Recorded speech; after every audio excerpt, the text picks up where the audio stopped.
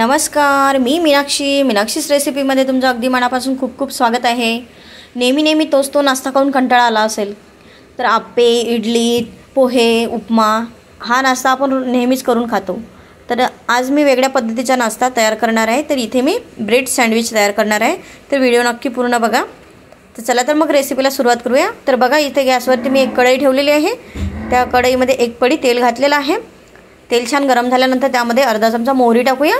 मोहरी छान तडतडल्यानंतर त्यामध्ये धने, जिरं, ओवा आणि सोप थोडीशी कुटून घेतलेली आहे, ती सुद्धा आपण तेलामध्ये परतून घेऊया। आणि थोडं परतल्यानंतर त्यामध्ये टाकूया 2 हिरवी मिरची तुकडे घालायचे आहे। आणि नंतर एक मोठ्या आकाराचा कांदा घ्यायचा आहे, तो सुद्धा आपण तेलामध्ये छान परतून घेऊया। आणि थोडा परतल्यानंतर त्यामध्ये टाकूया अर्धा इंच आलं, तेही किसून टाकूया। किसून टाकल्यामुळे आणखीन छान टेस्ट येते आपल्या सँडविचला। नंतर टाकूया आपण यामध्ये हिरवी मिरची, कोथिंबीर आणि लसूणाची पेस्ट, ती सुद्धा आपण परतून घेऊया। तर बघा छान परतलेलं आहे। तर यामध्ये सुके मसाले टाकूया। तर थोडीशी हळद घालूया। नंतर टाकूया थोडंसं लाल तिखट, तुम्ही तुमच्या आवडीनुसार लाल तिखट वापरू शकता। अर्धा चमचा धनेपूड। तर हे छान मिक्स करून घेऊया आणि त्यामध्ये घालूया थोडंसं पाणी, जेणेकरून आपले मसाले जळणार नाही।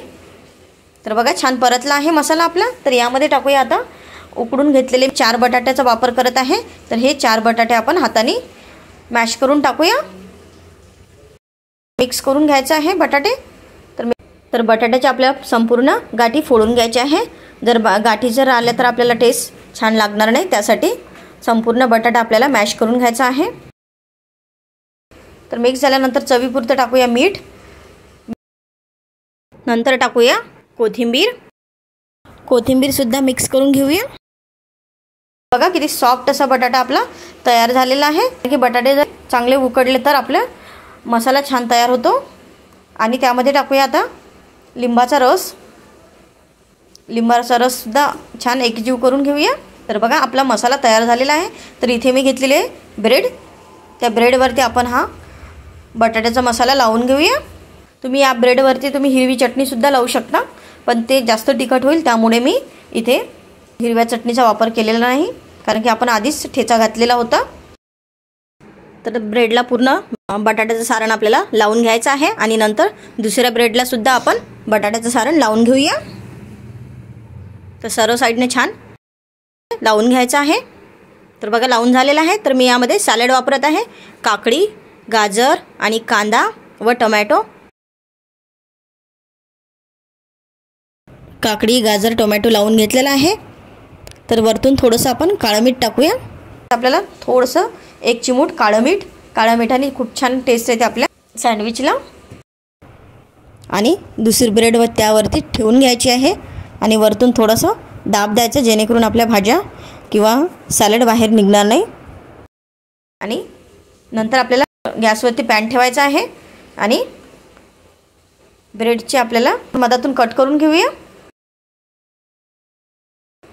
आणि त्यामध्ये बटर टाकून घेऊया। बटरमुळे खूप छान टेस्ट येते आपल्या सँडविचला। तुम्ही तेलसुद्धा वापरू शकता किंवा तूपसुद्धा वापरू शकता। तर मी इथे बटरचा वापर केलेला आहे। तर खरपूस आपण बटरवरती शेकून घेऊया। तर बघा एक साईड छान शेकलेली आहे। तर पलटून घेऊया। पलटल्यानंतर आणखीन त्यामध्ये आपण 1 चमचा बटर टाकूया। हे बटर मी फ्रीजमध्ये ठेवलेलं होतं, त्यामुळे थोडंसं कडक झालेलं आहे। जर बाहेर काढून ठेवलं तर छान सॉफ्ट राहते। तर दुसरी साईडसुद्धा आपण छान खरपूस शेकून घेऊया।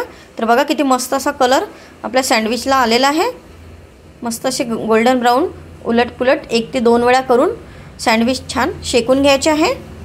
तर बघू शकता तुम्ही मस्त असे सँडविच आपले तयार झालेले आहे। तर आपण आता काढून घेऊया। हा नाश्ता झटपटसुद्धा होतो ना, आपल्याला फॉर्मट करायचं आहे, काहीही न करता आपण झटपट सँडविच तयार करू शकतो आणि मुलंसुद्धा हे आवडीने खातील। तर बघा मस्त असे सँडविच तयार झालेले आहे। तर प्लेटमध्ये काढून घेऊया। तर बघू शकता तुम्ही आतमधलं सारणसुद्धा मस्त असं झालेलं आहे।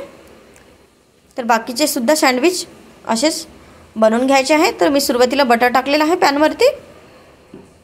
त्यानंतर आपण सँडविच ठेवून घेऊया आणि छान गोल्डन ब्राऊन होईपर्यंत बाकीची सुद्धा सँडविच परतून घेऊया.